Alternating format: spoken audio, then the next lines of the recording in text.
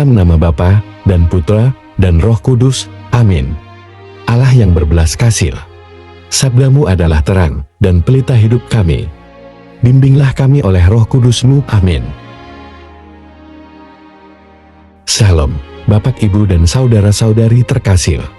Salam sejahtera dan salam damai berserta Yesus Kristus. Marilah kita membaca, mendengarkan, dan merenungkan firman Allah.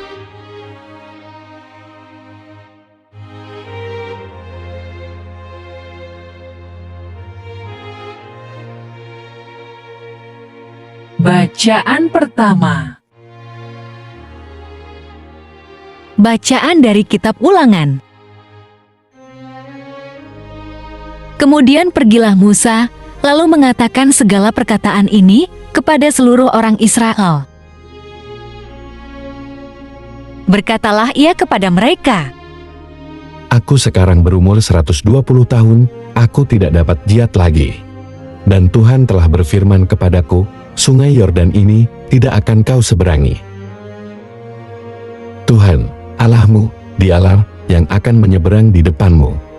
Dialah yang akan memunahkan bangsa-bangsa itu dari hadapanmu, sehingga engkau dapat memiliki negeri mereka.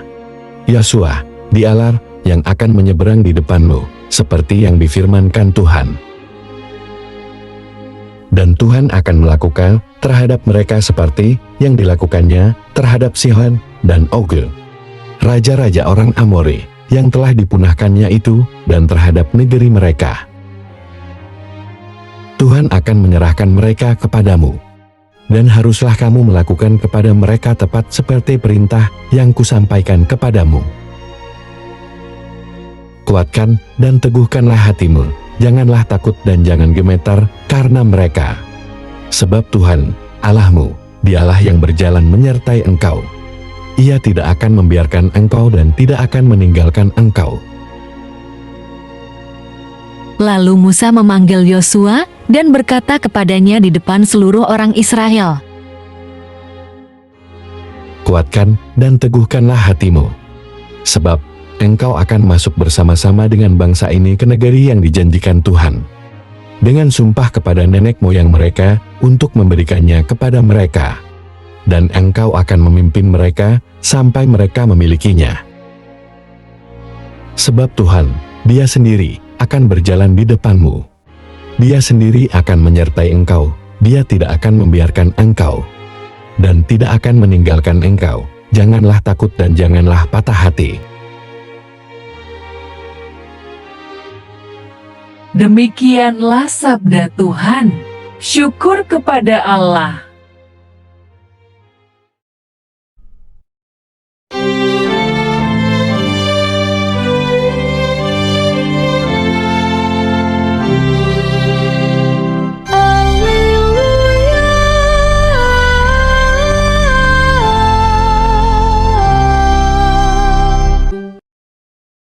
Terimalah bebanku dan belajarlah daripadaku.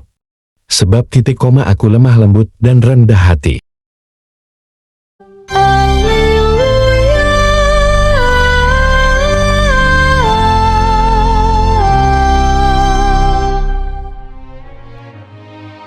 Tuhan bersamamu dan bersama rohmu. Inilah Injil suci menurut Matius. Pada waktu itu, datanglah murid-murid itu kepada Yesus dan bertanya, Siapakah yang terbesar dalam kerajaan sorga? Maka Yesus memanggil seorang anak kecil dan menempatkannya di tengah-tengah mereka, lalu berkata, Aku berkata kepadamu, sesungguhnya jika kamu tidak bertobat dan menjadi seperti anak kecil ini, kamu tidak akan masuk ke dalam kerajaan sorga. Sedangkan barang siapa merendahkan diri dan menjadi seperti anak kecil ini, dialah yang terbesar dalam kerajaan sorga. Dan barang siapa menyambut seorang anak seperti ini dalam namaku, ia menyambut aku.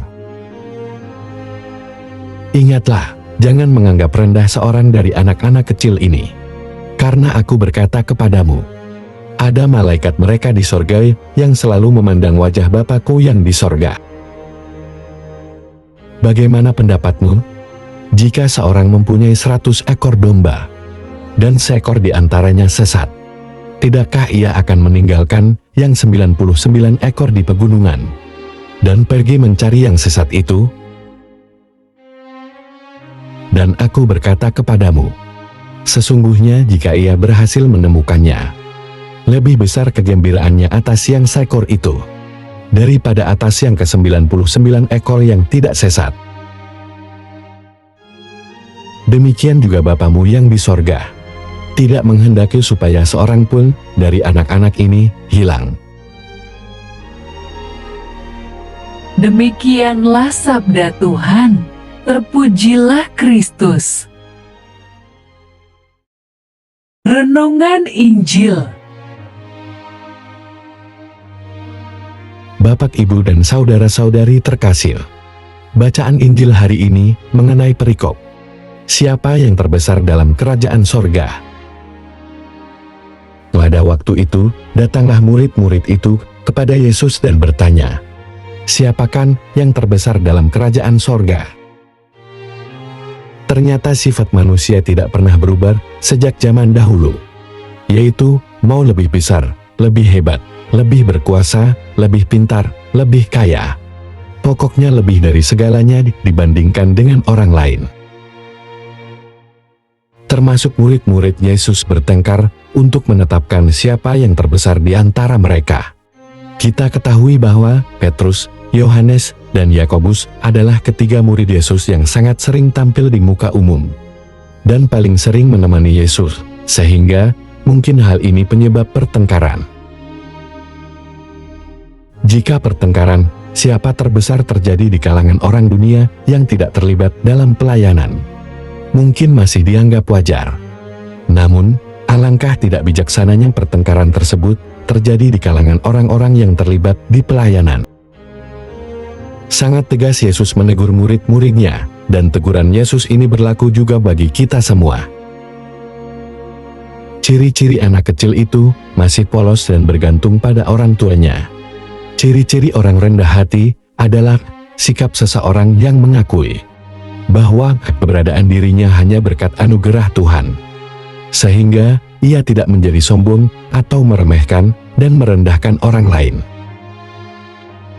Jadi dapat disimpulkan bahwa Yesus menghendaki agar kita semua menyadari bahwa kemampuan kita itu tidak ada apa-apanya, karena berasal dari anugerah Tuhan, sehingga hidup kita sepenuhnya bergantung kepada Tuhan.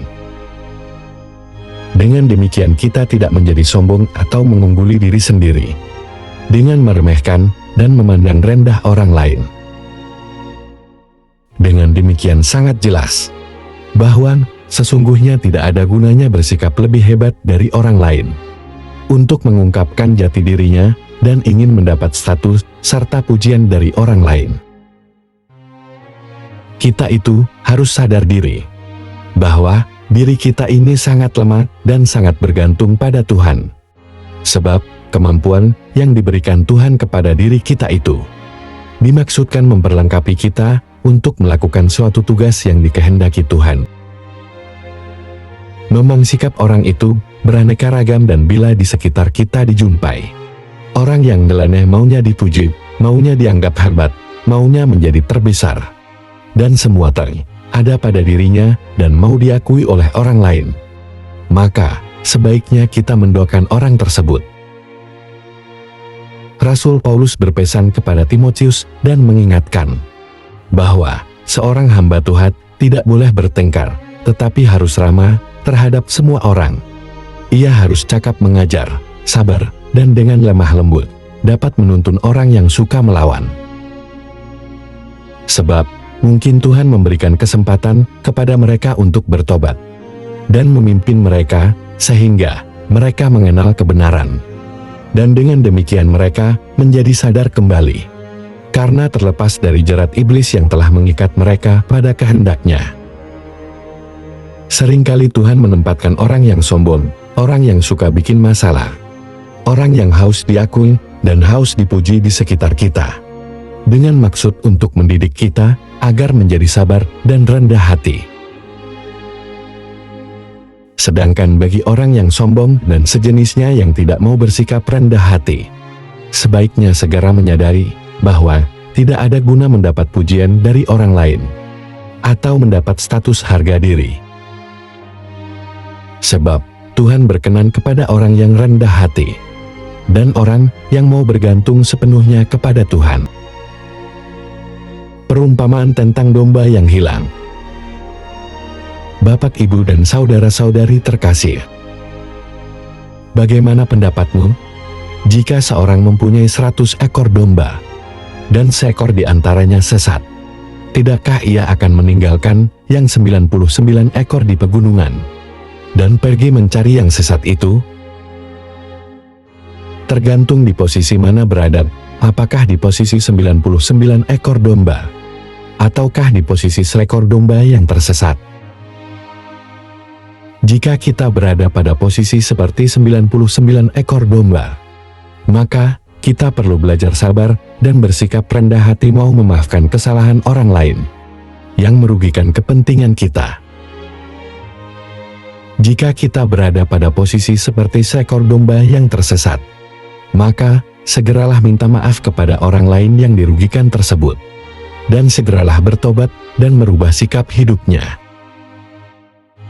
Emosi memang mudah terpancing dan tersulut ketika menghadapi orang yang rese, orang yang sombong, orang yang haus pujian, orang yang maunya diakui sebagai orang yang terhebat, desnya. Menurut ahli psikologi, sikap seseorang itu timbul dikarenakan peristiwa masa lalunya yang berkesan menyenangkan hatinya ataupun yang menggores melukai hatinya, yang sekian lama terpendam dan pada saat ada kesempatan untuk mengungkapkan atau mengekspresikan jati dirinya.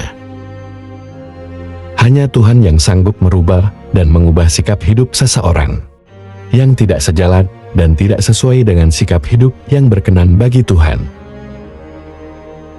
Kita manusia tidak akan pernah bisa merubah sikap hidup orang lain di luar diri kita sendiri, termasuk istri kita, suami kita, orang tua kita, anak kita, apalagi orang lain di luar lingkup keluarga kita. Hanya Tuhan yang sanggup merubah dan mengubah sikap hidup seseorang yang tidak sejalan dan tidak sesuai dengan sikap hidup yang berkenan bagi Tuhan.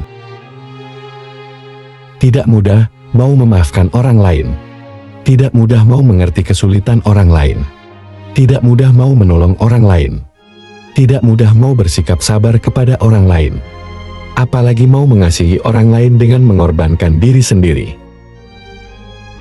Aku berkata kepadamu, sesungguhnya jika ia berhasil menemukannya, lebih besar kegembiraannya atas yang seekor itu, daripada atas yang ke-99 ekor yang tidak sesat. Demikian juga Bapamu yang di sorga tidak menghendaki supaya seorang pun dari anak-anak ini hilang.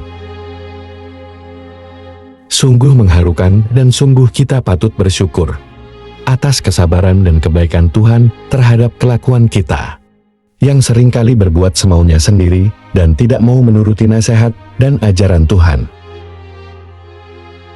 Bapak, Ibu, dan saudara-saudari terkasih, semoga renungan hari ini bermanfaat bagi kita untuk segera sadar, mau berubah menjadi orang yang bersikap rendah hati, dan mau menyerahkan seluruh hidup kita kepada Tuhan, seperti seorang anak kecil yang sangat percaya kepada orang tuanya, dan bergantung sepenuhnya kepada orang tuanya. Marilah berdoa. Allah Bapa, sumber pengharapan, Engkau telah mengikat perjanjian dengan semua orang melalui Yesus yang terurapi.